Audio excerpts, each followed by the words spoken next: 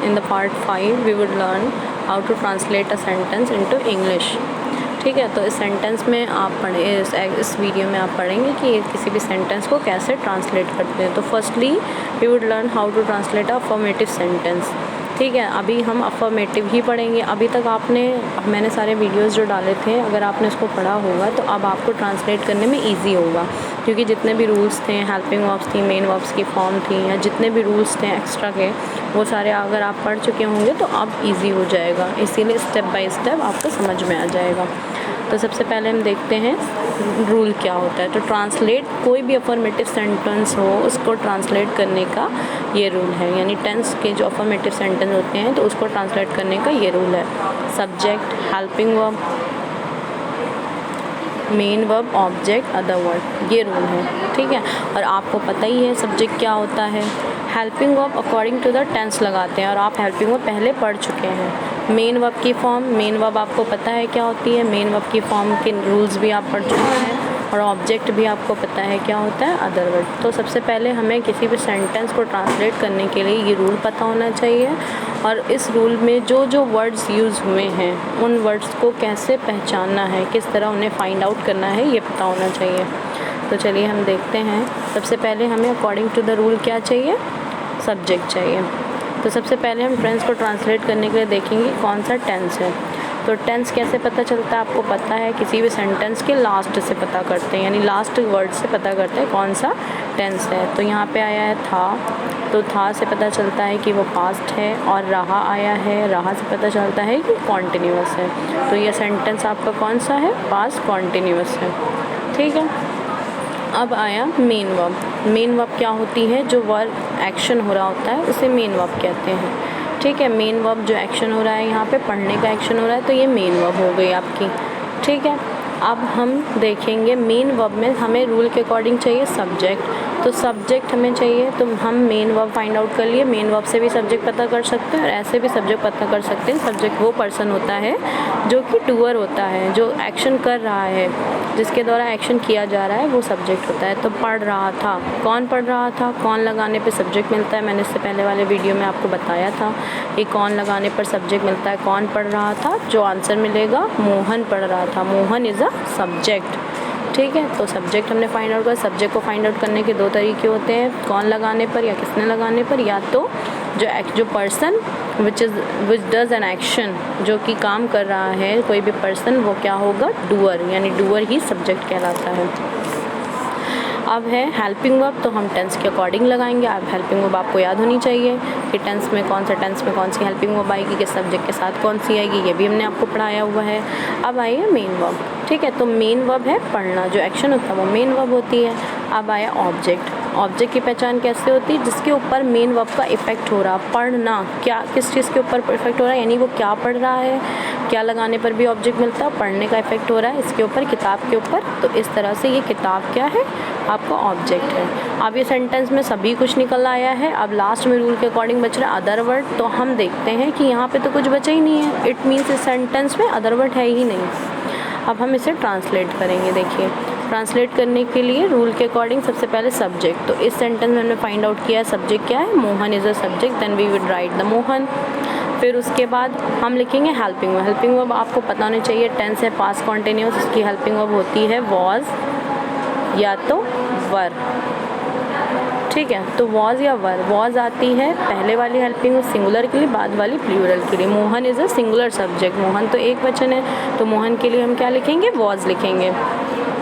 अब आई main verb. Main verb जो है पढ़ना, पढ़ने को बोलते हैं रीड। ठीक है, पढ़ने को रीड बोलते हैं, लेकिन अब हमें पता होना चाहिए मेन वर्ब की कौन सी फॉर्म का यूज़ करेंगे। तो मेन वर्ब की फॉर्म मैंने आपको पढ़ाई थी कि कॉन्टिन्यूअस कोई भी टाइप हो, सिंपल वाले कॉन्टिन्यूअस हो या तो परफेक्ट वाले कॉन्टिन्यूअस हो, हम उसमें आईएनजी फॉर्म ही का यूज़ करते हैं। तो आईएनजी फॉर्म यानी रीड के साथ आईएनजी फॉर्म लगा दी हमने, रीडिंग। अब आएगा ऑब्जेक्ट। ऑब्जेक्ट क्या है, किताब। तो हम यहाँ पे क्या लिख देंगे, बुक लिख देंगे। ये हो गया सेंटेंस कंप्लीट, यानी मोहन किताब पढ़ रहा था, Mohan was reading the book. Next sentence हम देखते हैं, दीपक ने मुकेश को गिरफ्तार कर लिया है। तो सबसे पहले लास्ट से पता करते हैं कौन सा टेंस है। तो है प्रेजेंट में आता आई ई ए। मैंने आपको बताया था कि आई ई ए का साउंड हो और उसके साथ आगे कुछ वर्ड ऐड होता है तो वो परफेक्ट हो जाता। अब अगर आगे है ऐड है तो प्रेजेंट परफेक्ट, अगर था ऐड होता तो पास्ट परफेक्ट हो जाता। तो लिया है आ की मात्रा प्लस है तो प्रेजेंट परफेक्ट हो गया। अब हम देखेंगे मेन वर्ब क्या है, जो एक्शन हो रहा है, एक्शन हो रहा है गिरफ्तार करने का, तो ये मेन वर्ब हो गई आपकी, ठीक है, ये मेन वर्ब हो गई गिरफ्तार करना। नेक्स्ट हम आगे बढ़ते हैं, हमें गिरफ्तार करना मेन वर्ब में कौन या किसने लगाने पर, तो कौन गिरफ्तार कर लिया यानी किसने गिरफ्तार कर लिया, तो दीपक ने, ये क्या हो गया, सब्जेक्ट हो गया। और सब्जेक्ट जो एक्शन करता है वही सब्जेक्ट होता है। अब यहाँ पे गिरफ्तारी का एक्शन हो रहा है, गिरफ्तार कौन कर रहा है, दीपक कर रहा है, तो दीपक ही डूअर है, डूअर ही सब्जेक्ट होता है, तो ये हो गया सब्जेक्ट। अब आया ऑब्जेक्ट, किसको गिरफ्तार कर लिया है, मुकेश को, ठीक है, तो ये ऑब्जेक्ट है, ये ऑब्जेक्ट हो गया। और गिरफ्तार यानी मेन वर्ब का इफेक्ट जिसके ऊपर पड़ता है, चाहे वो कोई पर्सन हो, कोई या तो कोई थिंग हो, वही ऑब्जेक्ट होता है। तो इफेक्टिव पर्सन है मुकेश, तो मुकेश हो गया ऑब्जेक्ट।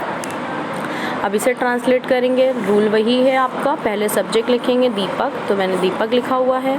फिर उसके बाद हम लिखते हैं सब्जेक्ट के बाद हेल्पिंग वर्ब, हेल्पिंग वर्ब आएगी प्रेजेंट परफेक्ट की हेल्पिंग वर्ब क्या होती है, हैज़ या हैव। तो हम क्या करेंगे, यहाँ पे दीपक सिंगुलर है, सिंगुलर के लिए हैज़ लिखते हैं, हैज़ लिख दिया।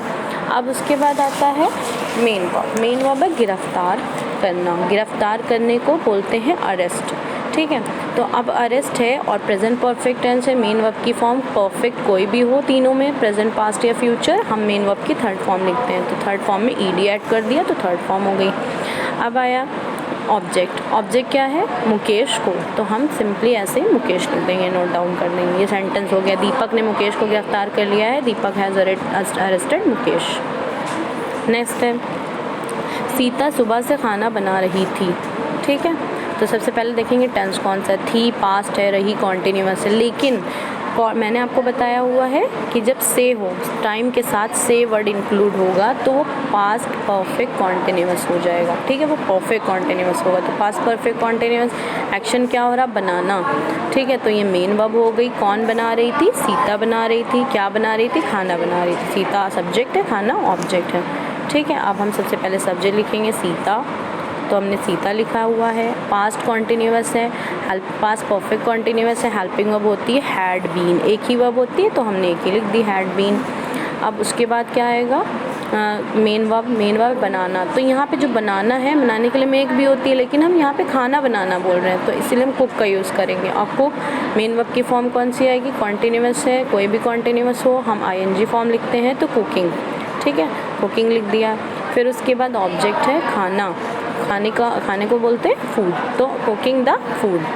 अब है सुबह से, ये अदर वर्ड भी है। अब लास्ट में से, अब मैंने से के लिए रूल ये बताया था, सिंस या फॉर लिखते हैं, और सिंस कहाँ पे लिखते हैं, फॉर, तो जो सर्टेन टाइम होता है वहाँ पे सिंस, जो अनसर्टेन टाइम होता है वहाँ पे फॉर। तो से जो सुबह है वो जस्ट बीती ही हुई ही सुबह है, it is there is a certainty in this sentence in the time, तो सर्टेनिटी है सिंस के साथ हमने मॉर्निंग, तो सेंटेंस होगा Sita had been cooking the food since morning, ये सेंटेंस कंप्लीट हो गया आपका।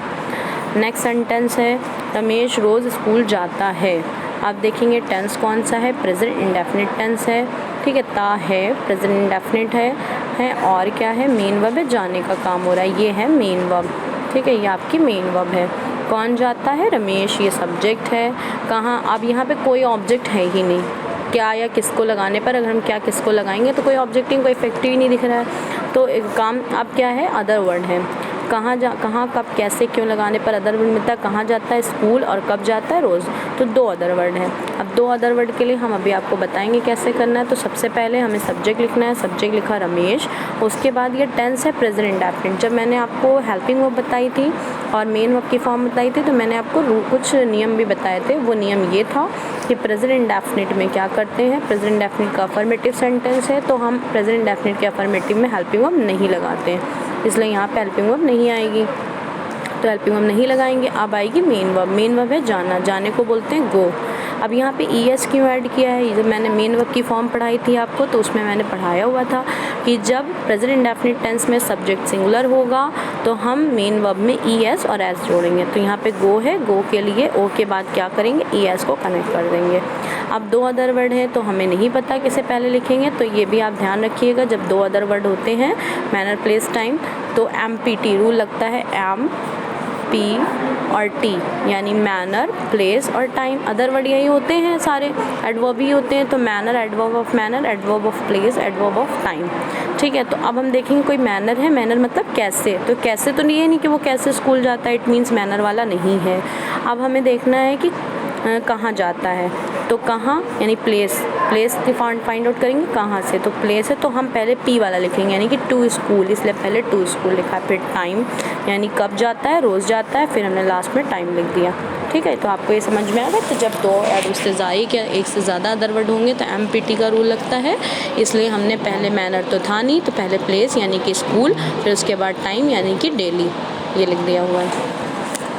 नेक्स्ट सेंटेंस है अध्यापक ने राकेश को पीटा।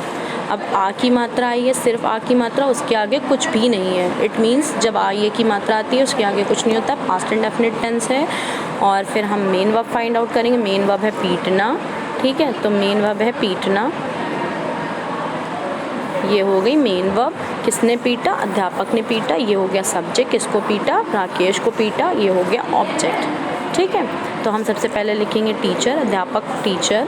उसके बाद ये भी एक रूल है, जैसे कि प्रेजेंट इंडेफिनिट में था वैसे ही पास्ट इंडेफिनिट में भी है। अफर्मेटिव में हेल्पिंग वर्ब नहीं आती है, तो हमने यहाँ पे हेल्पिंग वर्ब नहीं लिखी है। ठीक है, अब मेन वर्ब की पास्ट इंडेफिनिट में ऐसे इंडेफिनिट कोई भी हो फर्स्ट फॉर्म आती है, लेकिन पास्ट इंडेफिनिट के लिए रूल ये पढ़ाया गया है आपको कि पास्ट इंडेफिनिट का जब अफर्मेटिव सेंटेंस होगा तो हेल्पिंग वर्ब तो लिखेंगे नहीं, और साथ में मेन वर्ब की फॉर्म हम क्या लिखेंगे, सेकंड फॉर्म लिखेंगे। तो पीटने की होती है बीट, और बीट फर्स्ट फॉर्म भी यही होती है और सेकंड फॉर्म भी यही होती है। तो ये बीट सेकंड फॉर्म मैंने लिख दी यहाँ पर। अब आ जाएगा राकेश को, तो टू राकेश, ये सेंटेंस कंप्लीट हो गया। ये मैंने आपको टाइप्स काफ़ी वैरायटी में सेंटेंस पढ़ा दिए हैं। तो अब आपको एक्सरसाइज 1 सॉल्व करनी है। तो एक्सरसाइज 1 जब सॉल्व करेंगे तो वो आप सेंटेंस नंबर 6 से सॉल्व करेंगे, क्योंकि बाकी के सेंटेंस तो ऑलरेडी सॉल्व है, वो नहीं करना है। तो सेंटेंस नंबर 6 से हम सॉल्व करेंगे। जैसे मोहन स्कूल जा रहा था पास्ट कॉन्टिन्यूअस है मोहन, तो Mohan was going to school. इस टाइप के सेंटेंस आपको करने हैं। ये एक्सरसाइज आपको कंप्लीट करनी है पूरी। और जो मैंने अभी ऊपर सेंटेंस बताए हुए थे तो वो लगभग आपकी इसी एक्सरसाइज में से इंक्लूड थे।